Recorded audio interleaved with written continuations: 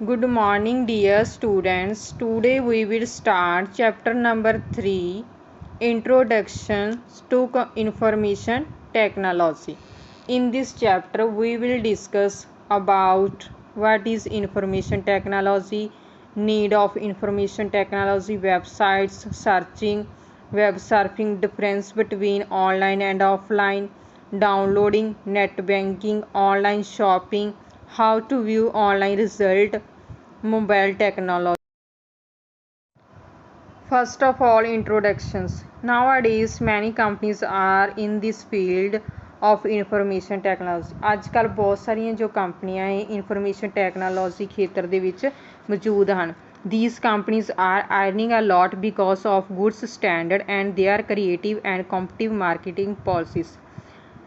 ਇਹ ਕੰਪਨੀਆਂ ਚੰਗੇ ਸਟੈਂਡਰਡ ਅਤੇ ਵਧੀਆ ਵਿਚਾਰੀ ਕਾਰਨ ਨੀਤੀ ਕਾਰਨ ਚੰਗੀ ਕਮਾਈ ਕਰ ਰਹੀਆਂ ਹਨ. This is only possible if proper information is received at a proper time, and these companies are working on basis of informations in these days.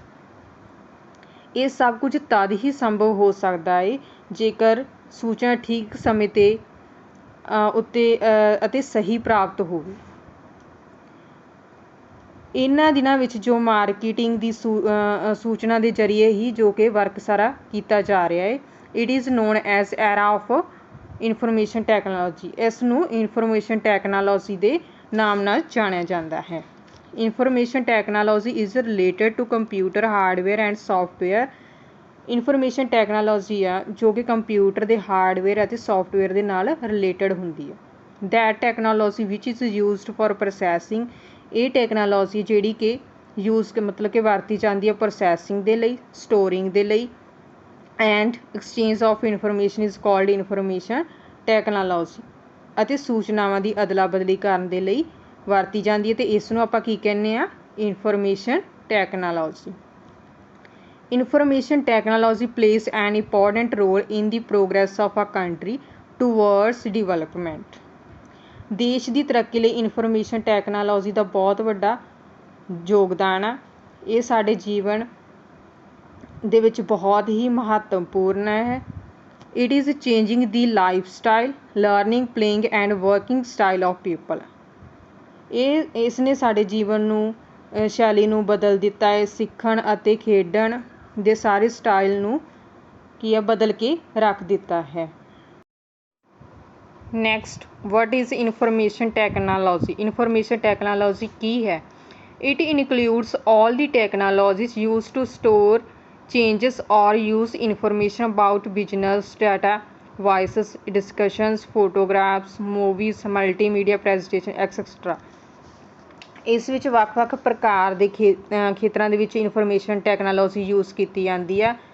ਜਿਵੇਂ ਕਿ ਹੋ ਗਿਆ ਬਿਜ਼ਨਸ ਡਾਟਾ, ਵਪਾਰਿਕ ਡਾਟਾ ਦੇ ਵਿੱਚ ਵਾਇਸਸ ਹੋ ਗਈਆਂ, ਆਵਾਜ਼ਾਂ, ਡਿਸਕਸ਼ਨਸ ਵਾਰਤਾਲਾਪਾਂ, ਫੋਟੋਗ੍ਰਾਫਸ ਤਸਵੀਰਾਂ ਜਾਂ ਫੋਟੋਜ਼, ਮੂਵੀਜ਼ ਹੋ ਗਈਆਂ ਗਤੀਮਾਨ ਤਸਵੀਰਾਂ, ਮਲਟੀਮੀਡੀਆ ਪ੍ਰੈਜੈਂਟੇਸ਼ਨਸ ਹੋ ਗਏ. ਆਦਿ ਨੂੰ ਤਿਆਰ ਕਰਨ ਦੇ ਲਈ ਜਾਂ ਸਾਂਭਣ ਦੇ ਲਈ, ਬਦਲਣ ਦੇ ਲਈ ਅਤੇ ਵਰਤਣ ਦੇ ਲਈ ਅਸੀਂ ਇਨਫੋਰਮੇਸ਼ਨ ਟੈਕਨੋਲੋਜੀ ਦੀ ਵਰਤੋਂ ਕਰਦੇ ਹਾਂ.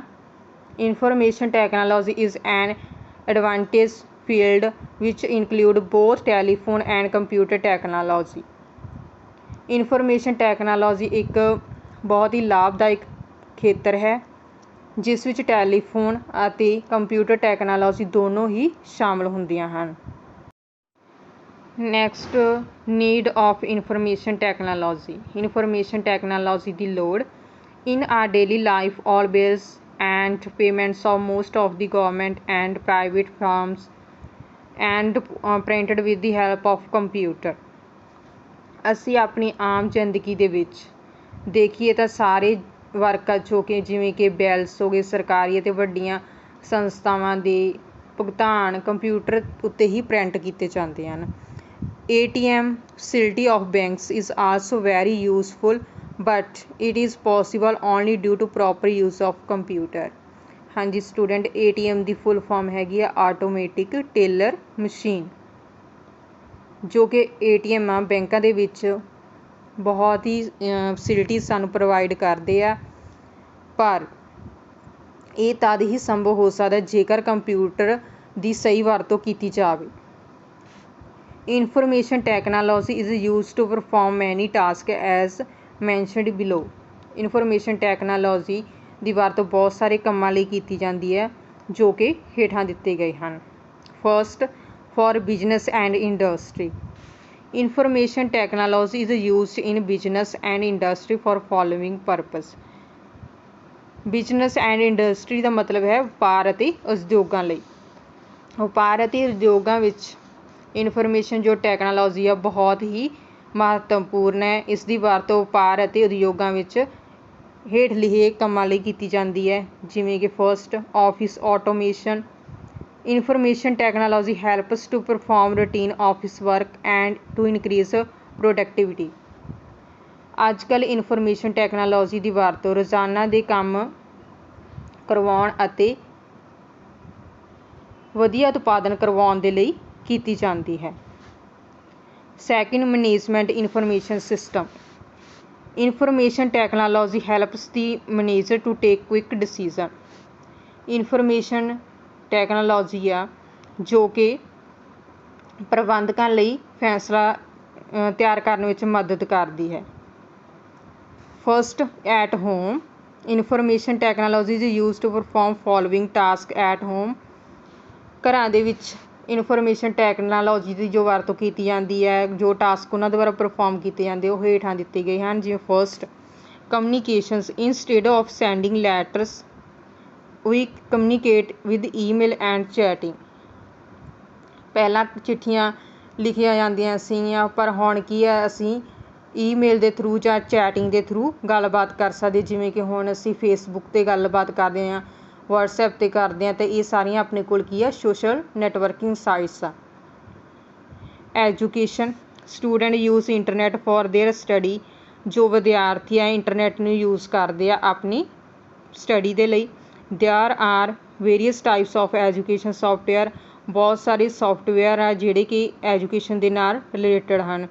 ਇੰਟਰਟੇਨਮੈਂਟ, ਮਨੋਰੰਜਨ ਦੇ ਲਈ। ਦੀ ਓਲਡਰ means of entertainment are replaced by computer and internet. Traditional types and castles have been replaced by audio video CDs. ਹੁਣ ਘਰਾਂ ਵਿੱਚ ਪੁਰਾਣੇ ਜਿਹੜੇ ਮਨੋਰੰਜਨਾਂ ਦੇ ਸਾਧਨ ਸੀ ਉਹਨਾਂ ਦੀ ਜਗ੍ਹਾ ਹੁਣ ਕੰਪਿਊਟਰ ਅਤੇ ਇੰਟਰਨੈਟ ਨੇ ਲੈ ਲਈ ਆ। ਰਵਾਇਤੀ ਜਿਹੜੇ ਸੀਗੇ ਮਤਲਬ ਕਿ ਟਰਡੀਸ਼ਨਲ ਸੀਗੇ ਪੁਰਾਣੇ ਚੀਜ਼ਾਂ ਦੀ ਥਾਂ ਹੁਣ ਆਡੀਓ ਵੀਡੀਓ ਅਤੇ ਸੀਡੀਜ਼ ਦੇ ਥਰੂ ਆਪਾਂ ਜਿਹੜੇ ਦੇਖ ਸਕਦੇ ਹਾਂ। ਉਹਨਾਂ ਜਿਹੜੀ ਇਹ ਚੀਜ਼ ਇਹਨਾਂ ਦਾ ਸਾਰਾ ਜੋ ਵਰਕ ਆ ਹੁਣ ਕਿਹਨਾਂ ਨੇ ਲੈ ਲਿਆ, ਸੀਡੀਜ਼ ਨੇ ਲੈ ਲਿਆ। ਸੀਡੀਜ਼ ਦੀ ਫੁੱਲ ਫਾਰਮ ਕੀ ਆ, compact disc. For training in schools information and technology is used to gain knowledge easily and effectively. effective multimedia presentation material is greatly helpful to gain knowledge. For training ਦਾ ਮਤਲਬ ਹੈ ਸਿਖਲਾਈ ਲਈ। ਸਕੂਲਾਂ ਵਿੱਚ ਜੋ ਇਨਫੋਰਮੇਸ਼ਨ ਟੈਕਨਾਲੋਜੀ ਦੀ ਵਰਤੋਂ ਕੀਤੀ ਜਾਂਦੀ ਹੈ ਵਧੀਆ ਅਤੇ ਆਸਾਨ ਢੰਗ ਨਾਲ ਗਿਆਨ ਪ੍ਰਾਪਤ ਕਰਨ ਦੇ ਲਈ ਕੀਤੀ ਜਾਂਦੀ ਹੈ। effective multimedia presentation material is greatly helpful to gain knowledge। ਜੋ ਕਿ ਅਸੀਂ ਨੌਲੇਜ ਗੇਨ ਕਰਨ ਦੇ ਲਈ ਪ੍ਰਭਾਵਸ਼ਾਲੀ ਮਲਟੀਮੀਡੀਆ ਪ੍ਰੈਜੈਂਟੇਸ਼ਨਸ ਦੀ ਸਮੱਗਰੀ ਦੀ ਕਾਫੀ ਸਹਾਇਤਾ ਮਿਲ ਜਾਂਦੀ ਹੈ ਸਾਨੂੰ। Information technology is also helpful in science and medicine. Information technology ਹੈ ਜੋ ਕਿ ਸਾਇੰਸ ਅਤੇ ਮੈਡੀਸਨ ਮੀਨਸ ਦਵਾਈਆਂ ਦੇ ਖੇਤਰ ਵਿੱਚ ਬਹੁਤ ਹੀ ਜ਼ਿਆਦਾ ਮਦਦਗਾਰ ਹੈ। Websites. A collection of one or more web pages grouped under the same domain name is called websites। ਇੱਕ ਜਾਂ ਇੱਕ ਤੋਂ ਜ਼ਿਆਦਾ ਵੈਬ ਪੇਜਾਂ ਨੂੰ ਇਕੱਠੇ ਕਰਨ ਨੂੰ ਵੈਬਸਾਈਟ ਕਿਹਾ ਜਾਂਦਾ ਹੈ। ਇਹਨਾਂ ਨੂੰ ਇੱਕ ਡੋਮੇਨ ਨੇਮ ਵੀ ਦਿੱਤਾ ਜਾਂਦਾ ਹੈ। Now we will discuss next topic, searching। Search means try to find। Search ਦਾ ਮਤਲਬ ਹੈਗਾ ਕੁਝ ਲੱਭਣਾ। Web search is the act of looking for web pages। Search web ਪੇਜਾਂ ਨੂੰ ਲੱਭਣ ਦੀ ਇੱਕ ਬਹੁਤ ਹੀ ਵਧੀਆ ਤਰੀਕਾ ਹੈ। ਦੀ system that collect similar web pages together at one place is called ਆ ਵੈਬ ਸਰਚ ਇੰਜਨ। ਉਹ ਸਿਸਟਮ ਜੋ ਇੱਕੋ ਜਿਹੇ ਵੈਬ ਪੇਜਾਂ ਨੂੰ ਇੱਕ ਜਗ੍ਹਾ 'ਤੇ ਇਕੱਠਾ ਕਰਦਾ ਹੈ ਉਸ ਨੂੰ ਵੈਬ ਸਰਚ ਇੰਜਨ ਕਿਹਾ ਜਾਂਦਾ ਹੈ। When we ask a web search engine such as Google or Bing find web pages related to a topic, we will get back a list of hyperlinks to related web pages. This list may have 100 or more links. ਜਦੋਂ ਅਸੀਂ ਕਿਸੇ ਇੱਕ web page ਦੇ ਉੱਪਰ ਜਿਵੇਂ ਕਿ Google ਜਾਂ being ਦੇ ਉੱਪਰ ਕਿਸੇ ਵੀ ਵਿਸ਼ੇ ਨਾਲ ਸੰਬੰਧਿਤ ਕੋਈ ਵੀ ਪੇਜ ਲੱਭਣ ਲਈ ਕਹਿੰਦੇ ਆ ਤਾਂ ਉਹ ਸਰਚ ਇੰਜਨ ਸਾਨੂੰ ਜੋ ਵੀ ਉਹ ਪੇਜਸ ਹੁੰਦੇ ਆ ਉਹਨਾਂ ਦਾ ਹਾਈਪਰਲਿੰਕ ਦੀ ਇੱਕ ਸੂਚੀ ਦਿਖਾਉਂਦਾ ਹੈ। ਇਸ ਸੂਚੀ ਵਿੱਚ 100 ਮਤਲਬ ਕਿ 100 ਜਾਂ ਇਸ ਤੋਂ ਵੱਧ ਹਾਈਪਰਲਿੰਕ ਹੋ ਸਕਦੇ ਆ। They are often divided up into a number of search engine result pages SERPs. From a SERPs we decided which link we should try and see if its reference page had what we are looking for. ਇਸ ਸੂਚੀ ਨੂੰ ਕਈ search engine result page ਜਿਵੇਂ ਕਿ SERP ਵਿੱਚ ਵੰਡਿਆ ਜਾਂਦਾ ਹੈ। SERP ਤੋਂ ਅਸੀਂ ਇੱਕ ਫੈਸਲਾ ਲੈ ਸਕਦੇ ਹਾਂ ਕਿ ਸਾਨੂੰ ਕਿਹੜੀ ਵੈਬਸਾਈਟ 'ਤੇ ਲਿੰਕ 'ਤੇ ਕਲਿੱਕ ਕਰਨਾ ਹੈ ਅਤੇ ਜਿਸ ਵਿਸ਼ੇ ਨਾਲ ਸੰਬੰਧਿਤ ਸਾਨੂੰ ਜਾਣਕਾਰੀ ਅਸੀਂ ਲੱਭ ਰਹੇ ਹੁੰਦੇ ਹਾਂ ਤਾਂ ਉਸ ਵੈਬਸਾਈਟ ਵਿੱਚ ਹੁੰਦਾ ਹੈ। Next web surfing. Web surfing means to move from place to place one website to another website on the internet searching for topics of interest. Web surfing ਤੋਂ ਭਾਵ ਇੰਟਰਨੈਟ ਉੱਤੇ ਆਪਣੇ ਮਨਪਸੰਦ ਵਿਸ਼ੇ ਨੂੰ ਲੱਭਦੇ ਹੋਏ ਇੱਕ ਥਾਂ ਤੋਂ ਦੂਜੀ ਥਾਂ 'ਤੇ ਜਾਣਾ। The term also has another meaning spending time on the internet. ਇੱਕ ਵੈਬਸਾਈਟ ਦਾ ਇੱਕ ਹੋਰ ਅਰਥ ਹੈ ਇੰਟਰਨੈਟ ਉੱਤੇ ਸਮਾਂ ਬਿਤਾਉਣਾ। ਸਪੈਂਡਿੰਗ ਟਾਈਮ ਹੁੰਦਾ ਸਮਾਂ ਬਿਤਾਉਣਾ। Web surfing has become a favourite pastime for many internet users just as in TV channel surfing where one clicks the remote to go from channel to channel. ਅੱਜ ਕੱਲ੍ਹ web surfing ਬਹੁਤ ਸਾਰੇ internet users ਲਈ ਸਮਾਂ ਬਿਤਾਉਣ ਦਾ ਮਨਪਸੰਦ ਸਾਧਨ ਬਣ ਗਿਆ ਹੈ। ਜਿਵੇਂ ਕਿ ਅਸੀਂ TV ਦੇ ਉੱਪਰ ਰਿਮੋਟ ਦੇ ਬਟਨ ਨੂੰ ਕਲਿੱਕ ਕਰਦੇ ਹੋਏ ਇੱਕ ਚੈਨਲ ਤੋਂ ਦੂਸਰੇ ਚੈਨਲ 'ਤੇ ਜਾਂਦੇ ਹਾਂ। ਠੀਕ ਉਸੇ ਤਰ੍ਹਾਂ ਹੀ the hyperlinks of web pages make it easy to go from one page to another. ਠੀਕ ਉਸੇ ਤਰ੍ਹਾਂ ਹੀ ਅਸੀਂ ਵੈਬ ਪੇਜਾਂ 'ਤੇ ਵੀ ਹਾਈਪਰਲਿੰਕ 'ਤੇ ਕਲਿੱਕ ਕਰਦੇ ਹੋਏ ਇੱਕ ਪੇਜ ਤੋਂ ਦੂਸਰੇ ਪੇਜ 'ਤੇ ਪਹੁੰਚ ਜਾਂਦੇ ਹਾਂ। ਵੈਬ ਸਰਫਿੰਗ ਦਾ ਮਤਲਬ ਹੁੰਦਾ ਹੈ ਇੱਕ ਪੇਜ ਤੋਂ ਜਾਂ ਇੱਕ ਚੈਨਲ ਤੋਂ ਦੂਸਰੇ ਚੈਨਲ 'ਤੇ ਜਾਣਾ, ਇੱਕ ਲਿੰਕ ਤੋਂ ਦੂਸਰੇ ਲਿੰਕ 'ਤੇ ਜਾਣ ਨੂੰ ਅਸੀਂ ਕੀ ਕਹਿੰਦੇ ਹਾਂ, web surfing. Difference between online and offline. Online ਅਤੇ ਔਫਲਾਈਨ ਦੇ ਵਿੱਚ ਅੰਤਰ। The terms online and offline also styled as online and offline have specific meanings in regard to computer technology and telecommunications. Computer ਅਤੇ ਟੈਲੀਕਮਿਊਨੀਕੇਸ਼ਨਸ ਵਿੱਚ ਸ਼ਬਦ online ਅਤੇ offline ਦਾ ਇੱਕ ਅਲੱਗ ਹੀ ਅਰਥ ਹੁੰਦਾ ਹੈ। The general definition of online. Online ਦੀ ਜੋ ਪਰਿਭਾਸ਼ਾ ਹੈ simply indicates a state of connectivity. ਇਸ ਦਾ ਮਤਲਬ ਹੁੰਦਾ ਕਿ ਅਸੀਂ ਇੰਟਰਨੈਟ ਦੇ ਨਾਲ ਜੁੜੇ ਹੋਏ ਹਾਂ। ਵਾਈਲ ਔਫਲਾਈਨ ਇੰਡੀਕੇਟਸ ਅ ਡਿਸਕਨੈਕਟ ਸਟੇਟ। ਜਦ ਕਿ ਔਫਲਾਈਨ ਦਾ ਮਤਲਬ ਹੁੰਦਾ ਕਿ ਅਸੀਂ ਕੰਪਿਊਟਰ ਦੇ ਨਾਲ ਨਹੀਂ ਜੁੜੇ ਹੋਏ ਹਾਂ, ਡਿਸਕਨੈਕਟ ਹਾਂ। Working online means that we are working on files and or programs that open from external source like a server or website. Online ਕੰਮ ਕਰਨ ਤੋਂ ਭਾਵ ਹੈ ਕਿ ਅਸੀਂ ਉਹਨਾਂ ਫਾਈਲਾਂ ਜਾਂ ਪ੍ਰੋਗਰਾਮ 'ਤੇ ਕੰਮ ਕਰ ਰਹੇ ਹਾਂ ਜੋ ਕਿ ਬਾਹਰੀ ਸਾਧਨ ਜਿਵੇਂ ਕਿ ਹੋ ਗਿਆ ਸਰਵਰ ਦੀ ਵੈਬਸਾਈਟਾਂ ਤੋਂ ਖੋਲ੍ਹੀਆਂ ਹੋਈਆਂ ਹੁੰਦੀਆਂ ਹਨ। ਜਿਵੇਂ ਕਿ ਅਸੀਂ ਕੋਈ ਵੀ ਚੀਜ਼ ਆ ਮਤਲਬ ਕਿ ਗੂਗਲ ਦੇ ਉੱਪਰ ਸਰਚ ਕਰਦੇ ਤਾਂ ਅਸੀਂ ਕੀ ਕਰ ਰਹੇ ਹਾਂ, ਉਸ ਦੇ ਉੱਪਰ ਵਰਕ ਕਰ ਰਹੇ ਹਾਂ ਤਾਂ ਅਸੀਂ ਔਨਲਾਈਨ ਹਾਂ। Working offline means that we are working on something on our computer. ਇਸੇ ਤਰ੍ਹਾਂ ਔਫਲਾਈਨ ਦਾ ਭਾਵ ਹੈ ਅਸੀਂ ਉਹਨਾਂ ਫਾਈਲਾਂ ਫੋਲਡਰਾਂ 'ਤੇ ਕੰਮ ਕਰ ਰਹੇ ਹਾਂ ਜੋ ਕਿ ਸਾਡੇ ਕੰਪਿਊਟਰ ਅੰਦਰ ਪਈਆਂ ਹੁੰਦੀਆਂ ਹਨ, ਉਸ ਨੂੰ ਅਸੀਂ ਕੀ ਕਹਿੰਦੇ ਹਾਂ, ਔਫਲਾਈਨ। ਜਿਵੇਂ ਕਿ ਸਟੂਡੈਂਟ ਤੁਹਾਨੂੰ ਨੈਕਸਟ ਪਿਕਚਰ ਦੇ ਵਿੱਚ ਦਿਖਾਇਆ ਜਾਂਦਾ ਹੈ ਔਨਲਾਈਨ ਅਤੇ offline. Online connected having access to a network or internet. Online ਦਾ ਮਤਲਬ ਹੈ ਇੰਟਰਨੈਟ ਨਾਲ ਜੁੜੇ ਜਾਂ ਇੰਟਰਨੈਟ ਨੈਟਵਰਕ ਨੂੰ ਐਕਸੈਸ ਕਰਨਾ। ਔਫਲਾਈਨ ਨਾਟ ਕਨੈਕਟਡ ਇੰਟਰਨੈਟ ਨਾਲ ਨਾ ਜੁੜੇ ਹੋਣਾ। Not having access to network or internet internetwork ਨੂੰ ਐਕਸੈਸ ਨਾ ਕਰ ਪਾਉਣਾ। Next downloading means our computer is receiving data from the internet. Downloading ਦਾ ਜੋ ਅਰਥ ਆ ਉਹ ਹੈ ਕਿ ਸਾਡਾ ਕੰਪਿਊਟਰ ਨੈਟਵਰਕ ਦੇ ਜ਼ਰੀਏ ਡਾਟਾ ਪ੍ਰਾਪਤ ਕਰ ਰਿਹਾ ਹੈ। Every time we use the internet, ਜਿਸ ਵੀ ਸਮੇਂ ਅਸੀਂ ਇੰਟਰਨੈਟ ਦੀ ਵਰਤੋਂ ਕਰਦੇ ਹਾਂ, ਵੀ ਡਾਊਨਲੋਡ ਡਾਟਾ, ਅਸੀਂ ਡਾਟਾ ਨੂੰ ਡਾਊਨਲੋਡ ਕਰਦੇ ਹਾਂ। ਫੋਰ ਐਗਜ਼ਾਮਪਲ, ਉਦਾਹਰਨ ਦੇ ਲਈ, each time we visit a web page, ਜਦੋਂ ਵੀ ਅਸੀਂ ਕੋਈ ਵੈਬ ਪੇਜ ਨੂੰ ਓਪਨ ਕਰਦੇ ਹਾਂ, ਆਰ ਕੰਪਿਊਟਰ ਮਸਟ ਡਾਊਨਲੋਡ ਦੀ HTML, ਤਾਂ ਜੋ ਸਾਡਾ ਕੰਪਿਊਟਰ ਆ ਉਹ ਇੱਕ ਵੈਬ ਪੇਜ ਨੂੰ ਡਾਊਨਲੋਡ ਕਰਦਾ, ਜਿਸ ਨੂੰ ਅਸੀਂ ਕੀ ਕਹਿੰਦੇ ਹਾਂ, HTML। HTML ਦੀ ਫੁੱਲ ਫਾਰਮ ਹੈ student hypertext markup language. CSS cascading style sheet ਇਸ ਦੀ ਫੁੱਲ ਫਾਰਮ ਹੈ। ਇਮੇਜਸ ਹੋ ਗਈਆਂ, ਤਸਵੀਰਾਂ, and any other relevant data in order to display the page to our web browser. ਤਾਂ ਕੋਈ ਵੀ ਇਹਨਾਂ ਦੇ ਰਿਲੇਟਡ ਜੋ ਡਾਟਾ ਨੂੰ ਡਿਸਪਲੇ ਕੀਤਾ ਜਾਂਦਾ ਪੇਜ ਦੇ ਉੱਪਰ ਵੈਬ ਬਰਾਊਜ਼ਰ ਦੇ।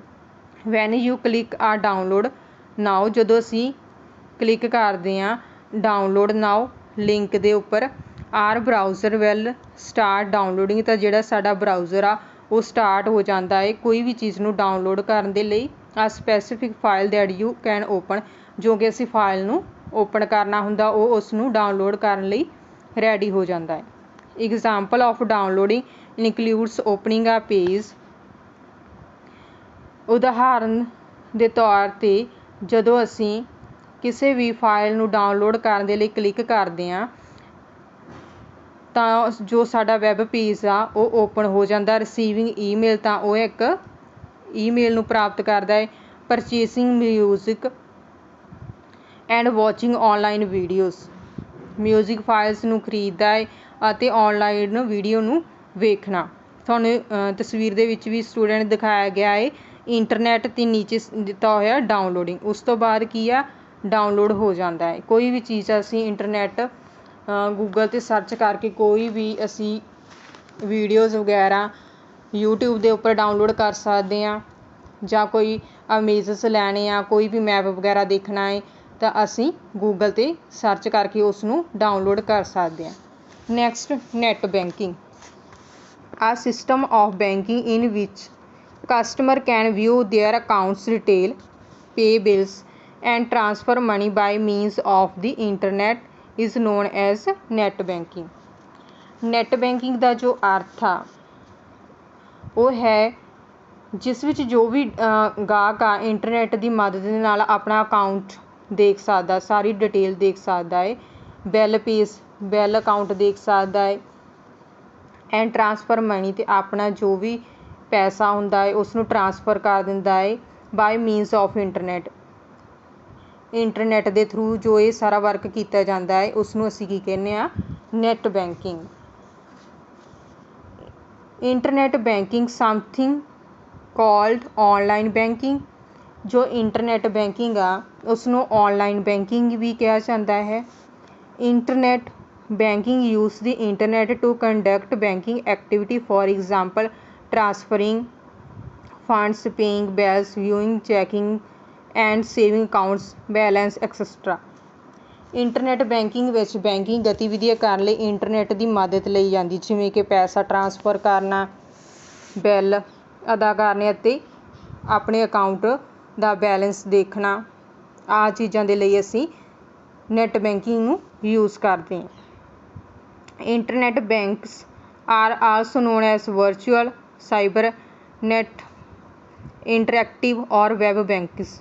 ਇੰਟਰਨੈਟ ਜੋ ਬੈਂਕਸ ਆ ਉਹਨਾਂ ਨੂੰ ਹੋਰ ਨੇਮ ਦੇ ਨਾਲ ਵੀ ਜਾਣਿਆ ਜਾਂਦਾ, ਜਿਵੇਂ ਵਰਚੁਅਲ ਹੋ ਗਿਆ, ਸਾਈਬਰ ਹੋ ਗਿਆ, ਨੈੱਟ, ਇੰਟਰੈਕਟਿਵ ਹੋ ਗਿਆ or web banks. Following figures show the login for SBI accounts holder.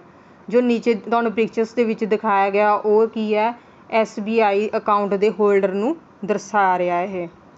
For example ਉਸ ਦੇ ਵਿੱਚ ਸਟੂਡੈਂਟ ਦੇਖੋ ਪਿਕਚਰਸ ਦੇ ਵਿੱਚ ਆਪਾਂ ਨੂੰ ਕੀ ਪੁੱਛ ਰਹੇ, ਯੂਜ਼ਰ ਨੇਮ ਪੁੱਛ ਰਹੇ ਆ, ਪਾਸਵਰਡ ਪੁੱਛ ਰਹੇ। ਇਹ ਤਦ ਪੁੱਛਿਆ ਜਾਂਦਾ ਜਦੋਂ ਆਪਾਂ ਆਪਣੇ ਅਕਾਊਂਟ ਦੀ ਸਿਕਿਉਰਿਟੀ ਰੱਖਦੇ ਹਾਂ। ਠੀਕ ਆ, ਸਭ ਤੋਂ ਪਹਿਲਾਂ ਕੋਈ ਵੀ ਚੀਜ਼ ਆਪਾਂ ਓਪਨ ਕਰਨੀ ਹੁੰਦੀ ਤਾਂ ਬੈਂਕ ਅਕਾਊਂਟਸ ਦੇ ਵਿੱਚ ਤਾਂ ਉਹ ਆਪਣੇ ਤੋਂ ਯੂਜ਼ਰ ਨੇਮ ਪੁੱਛਦਾ ਅਤੇ ਪਾਸਵਰਡ ਪੁੱਛਦਾ। ਉਸ ਤੋਂ ਬਾਅਦ ਅਸੀਂ ਲੌਗਇਨ ਕਰ ਦਿੰਦੇ ਅਤੇ ਜੋ ਸਾਡਾ ਡਾਟਾ ਹੁੰਦਾ ਹੈ, ਜੋ ਸਾਡੀ ਸਾਰੀ ਡਿਟੇਲ ਹੁੰਦੀ ਹੈ, ਉਹ ਸਾਨੂੰ ਸ਼ੋ ਹੋ ਜਾਂਦੀ ਹੈ।